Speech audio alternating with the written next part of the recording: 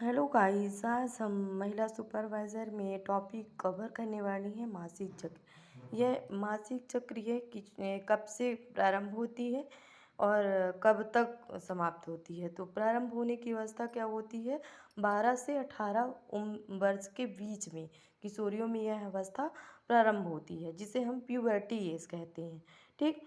फिर द्वितीयक लैंगिक लक्षण, मतलब इसमें कौन से हार्मोन के कारण ये हमारे शरीर में होते हैं, ये लक्षण दिखाई देते हैं। तो एच और LH हार्मोन के कारण।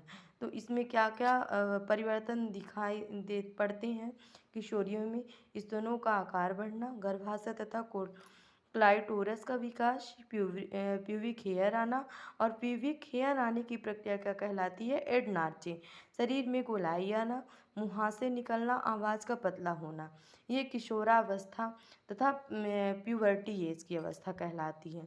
ठीक। इसी में मासिक चक्र का प्रारंभ होता है। और मासिक चक्र में प्रथम बार किशोरियों में मासिक चक्र आता है, उसे हम क्या कहते हैं, मेनार्की। मेनार्की और तथा हिंदी में इसे रजु दर्शन कहा जाता है। मासिक चक्र की महिलाओं में 45 से 50 वर्ष की एज में होता है, जिसे इस अवस्था को क्या कहा जाता है, मीनोपॉज। ठीक है।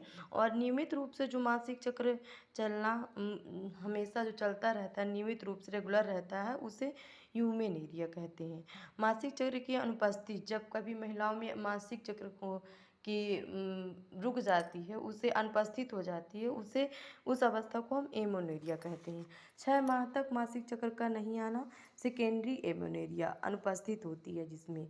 ठीक है। इसमें क्या होता है, पीड़ादायक, जब कभी अति स्त्राव ज़्यादा ब्लीडिंग का होना होता है, जिसमें ज़्यादा ब्लीडिंग होती है, जिसमें डिसमेनोरिया कहा जाता है, यह मेनोरेजिया कहते हैं। डिसमेनोरिया या डिसमेनोरेजिया किसे, जब मासिक चक्र कभी कभी आता है, कभी कभी नहीं आता, फिर आता है तो बहुत ज़्यादा उसमें ब्लीडिंग होती है तथा पीड़ादायक भी होता है। इसे हम डिसमेनोरिया मोनेरेजिया अवस्था कहते हैं। ठीक है। फिर अनियमित मासिक चक्र का आना, अनियमित मतलब कभी बीच बीच में रुक रुक कर आ रहा है, तो इसमें ऑलिगोमोनोरिया कहा जाता है। तथा स्तनों में दर्द होना मेस्टोडीनिया कहलाता है। रक्त का स्त्राव, कितने मतलब मासिक चक्र होता है, वो कितने दिन से कितने दिन तक का होता है। ठीक है। तो रक्त का स्त्राव 1 से 5 दिन। ठीक है। 1 से 5 दिन को क्या कहा जाता है, मिनिस्ट्रियल फेज कहा जाता है। ठीक है। फिर 6 से 13 दिन का क्या कहलाता है, प्रोरेक्टिव फेज। ठीक। और 14 दिन क्या होता है, 14वें दिन अंडोत्सर्ग की क्रिया होती है। और 16 से 28 दिन ल्यूट्रल या प्रोजेस्टेरॉन पाया जाता है। ठीक है। फिर क्या होता है कि मासिक चक्र की अवस्था को 4 अवस्थाओं में बांटा गया। प्रथम अवस्था क्या कहलाती है, मेंस्ट्रुअल फेज। ठीक। तो प्रथम अवस्था रजोस्त्राव जिसमें ब्लीडिंग होना शुरू होते हैं, मतलब पहला दिन होता है तो 1 से 5 दिन तक। इसमें एंडोमेट्रियम के टूटने से रक्त का स्त्राव होता है। इसमें प्रोजेस्टेरॉन का स्तर क्या हो जाता है, कम हो जाता है। ठीक। जिसमें एंडोमेट्रियम ब्लड सप्लाई कम हो जाती है, जिसमें रक्त का नहीं जमता। इस रक्त में फाइब्रोन, जो हमारे मासिक चक्र धर्म में जो रक्त होता है, उसमें फाइब्रोनिजन नहीं पाया जाता, जिससे हमारे रक्त का क्या होता है, थक्का नहीं जम पाता है। ठीक। ये 15 से 80 ml रक्त का स्राव, अगर इससे अधिक हो रहा है तो इससे जब मतलब महिलाओं में जब मासिक चक्र होता है, उसमें रक्त अनियमित रूप से, मतलब ज़्यादा ब्लीडिंग हो रही है, उसमें महिलाओं को एनीमिया रोग भी हो जाता है कभी कभी, ज़्यादातर रक्तस्राव होने के कारण। ठीक है। फिर द्वितीय चरण आता है। ये द्वितीय चरण में मासिक चक्र का होता है, रक्त का स्त्राव, तो ये कितने, 1 से 5 दिन। तो इसे प्रोलिफेटिव फेज, ये 6 से 13 दिन।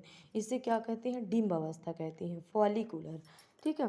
तो फॉलिक ग्रेफियन फॉलिकल एजेंस्ट्रान जो एंडोमेट्रियम होती है ये दीवार, इसमें फॉलिक ग्राफियन फॉलिकल एस्ट्रोजन बनता है। ठीक है यहाँ फिर तीसरा चरण क्या कहलाता, अंडोत्सर्ग। ठीक है। और वैल्यूएशन ओव्यूलेशन। ठीक है। तो ये 14 दिन वापिस अंडा फैलोपियन ट्यूब में आ जाता है। और चौथा चरण आखिरी चरण लास्ट फेज कहलाता है, ब्यूटिकल चरण। प्रोजेस्टेरॉन हार्मोन का स्तर को क्या कर देता है, बढ़ाता है, जिसमें एंडोमेट्रियम की मोटाई को बढ़ा देता है। ठीक है। और 24 घंटों में ये 24 घंटे में हमारे कार्पस ल्यूटियम कितने 16 से 28 होता है। ठीक। फिर एंडोमेट्रियम हार्मोन का ब्लड के द्वारा होता है। और ये जो शुक्राणु हैं वो 24 घंटे के अंदर क्या होते हैं, मर जाते हैं। लूटिकल फेज ये प्रोजेस्टेरॉन का स्तर को बढ़ाएगा। ठीक है। यदि निषेचन हुआ तो गर्भावस्था हो जाएगी, यदि निषेचन नहीं हुआ तो मासिक चक्र फिर से आने लगेगा। थैंक यू दोस्तों।